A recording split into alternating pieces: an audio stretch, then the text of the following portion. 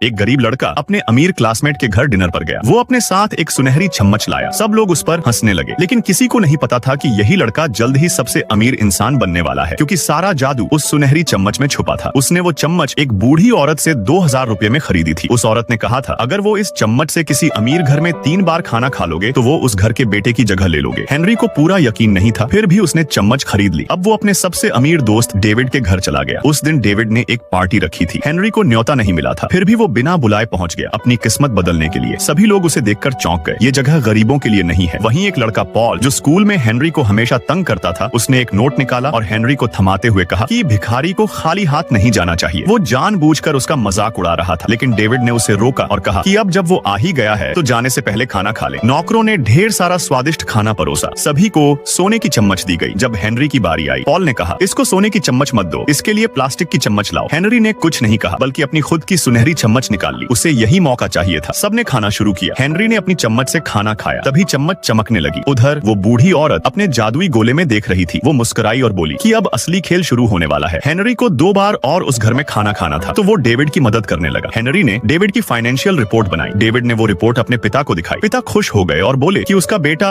अब समझदार हो गया है। उसी रात हेनरी फिर डेविड के घर गया और बोला कि उसे भूख लगी है और खाना मांगने लगा। डेविड ने नौकरों से कई तरह के खाना बनवाए। हेनरी ने अपनी चम्मच फिर निकाली। जैसे ही खाने वाला था, डेविड के पिता आ गए। उन्होंने कहा कि गरीब लोगों से दोस्ती करना टाइम की बर्बादी है। डेविड कुछ नहीं बोल पाया। उसने हेनरी का सामान पकड़ा और उसे बाहर भेज दिया, लेकिन हेनरी हार मानने वाला नहीं था। जैसे ही नौकर खाना फेंकने वाला था, हेनरी दौड़ कर आया और जल्दी से खाने लगा। तभी डेविड के पिता फिर आ गए। हेनरी शर्मिंदा हो गया और बाहर जाने लगा, लेकिन गलती से अपनी चम्मच वहीं भूल गया। डेविड की माँ ने वो चम्मच घृणा से उठाई और हेनरी को देते हुए कहा कि अब यहाँ मत आना। डेविड के दोस्त भिखारी नहीं होते। हेनरी चुपचाप चला गया, लेकिन उन्हें ये नहीं पता था कि बहुत जल्द हेनरी ही उस घर का बेटा बनने वाला है।